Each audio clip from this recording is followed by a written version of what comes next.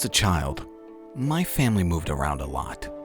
We never stayed in the same place for long, and it seemed as if we were always on the move.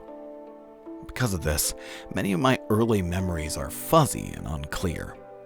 However, there is one period of time that remains as clear in my mind as though it all happened just yesterday.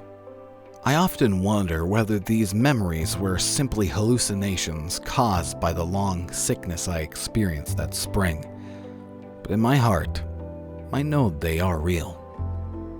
We were living in a large house on the outskirts of the city. As a family of 3, we didn't really need such a big home, and there were a number of rooms that we never used during the 5 months we spent there. In some ways, it was a waste of space. But it was the only house we could find at the time that was close to my father's place of work. The day after my 5th birthday, I came down with a terrible fever. The doctor said I had to rest in bed for 3 weeks and concentrate on getting well. It was a horrible time to be bedridden, as we were getting ready to move, and most of my toys were already packed away in boxes. My bedroom was almost empty, and I had very little to keep myself entertained. My mother brought me some ginger ale and a few books several times a day. Other than that, there was little for me to do. I was always bored and grew more miserable by the day. I don't exactly recall how I met Mr. Widemouth. I think it was about a week after I was diagnosed with the fever and confined to my bed. My first memory of him is when I asked him if he had a name. He told me to call him Mr. Widemouth because his mouth was large. In fact, everything about him was large in comparison to his body. His head, his eyes, his crooked ears. But his mouth was by far the largest. "You look kinda like a Furby," I said as he flipped through one of my books. Mr. Widemouth stopped and gave me a puzzled look. "Furby? What's a Furby?" he asked. I shrugged. You know, the toys. The little furry robots with the big ears. You can pet them and feed them, almost like they're real pets. "Oh," replied Mr. Widemouth. "You don't need one of those. They aren't the same as having a real friend." I remembered that Mr. Widemouth seemed to disappear every time my mother stopped to check in on me. "I hid under your bed," he later explained. "I don't want your parents to see me, because I'm afraid they won't let us play together anymore." We didn't do much during those first few days. Mr. Widemouth just looked at my books, fascinated by the stories and pictures they contained. The 3rd and 4th morning after I met him, he greeted me with a large smile on his face. "I have a new game we can play," he said. "We have to wait until after your mother comes to check on you, because she can't see us play it. It's a secret game." My mother came in with a few more books and some soda at the usual time. After she left, Mr. Widemouth slipped out from under the bed and tugged me by the hand. "We have to go to the room at the end of the hall," he said. I objected at first because my parents had forbidden me to leave my bed without their permission. Mr. Widemouth persisted until finally I gave in. The room at the end of the hall had no furniture or wallpaper. Its only distinguishing feature was a window opposite the doorway. Mr. Widemouth darted across the room and gave the window a firm push, flinging it open. Then he beckoned to me and told me to look out at the ground below. We were on the 2nd floor of the house, but it was on a hill, and from the angle the drop was more than 2 floors, due to the incline. I like to play pretend up here. Mr. Widemouth explained. I pretend that there's a big, soft trampoline below this window, and I jump. If you pretend hard enough, you bounce back up like a feather. I want you to try. I was 5 years old with a high fever, so I wasn't thinking very clearly as I looked down and considered the possibility. "It's a long drop," I said. But that's all a part of the fun, he explained. It wouldn't be fun if it was only a short drop. If it were that way, you may as well just bounce on a real trampoline.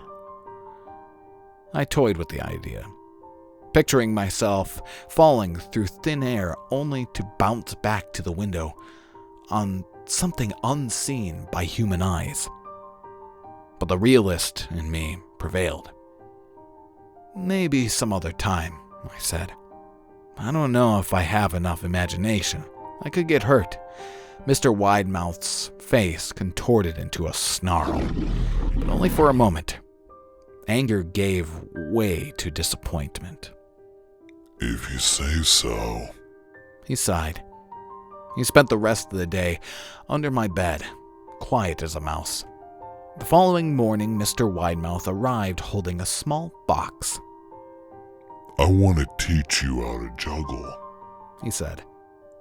"Here are some things you can use to practice before I start giving you lessons." I looked in the box. It was full of knives. "My parents will kill me," I shouted, horrified that Mr. Loudmouth had brought knives into my room. My parents would never allow me to touch them. "I'll be spanked and grounded for a year." Mr. Widemouth frowned. "It's fun to juggle with these. I want you to try it." I pushed the box away. "I can't. I'll get in trouble. Knives aren't safe to just throw around in the air." Mr. Widemouth's frown deepened into a scowl.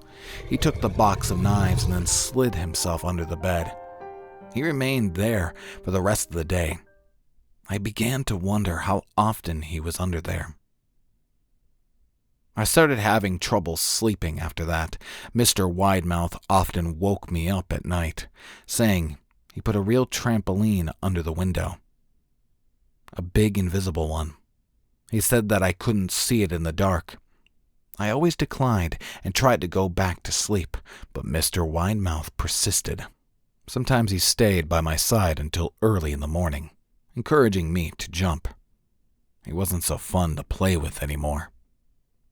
My mother came to me one morning and told me I was well enough to go outside and walk around for a while. She thought the fresh air would do me some good, especially after being confined to my room for so long. Ecstatic, I put on my sneakers and trotted out the back porch, yearning to feel the sun on my face. Mr. Widemouth was outside, waiting for me. "I have something I want you to see," he said. I must have given him a weird look because he added, "It's safe, I promise." I followed him, and he led me to a trail that ran through the woods behind the house. "This is an important path," he explained. "I've had a lot of friends about your age. When they were ready, I took them down this path to a special place. You aren't ready yet, but one day, I hope to take you there." I returned to the house, wondering what kind of place lay at the end of that trail. 2 weeks after I met Mr. Widemouth, we packed the last of our belongings into a moving truck and were about to set off on the long drive to our new home. I considered telling Mr. Widemouth that I would be leaving, but even at 5 years old, I was beginning to suspect that perhaps his intentions were not to my benefit, despite what he claimed. For this reason, I decided to keep my departure a secret. It was 4 a.m. by the time we were ready to leave. My mother helped me into the truck, and my father was sitting behind the wheel. I placed my head against the window, hoping to get some sleep before the sun came up. As we backed out of the driveway, I looked up and saw Mr. Widemouth's silhouette in my bedroom window. He stood there, motionless, until the truck was about to turn onto the main road.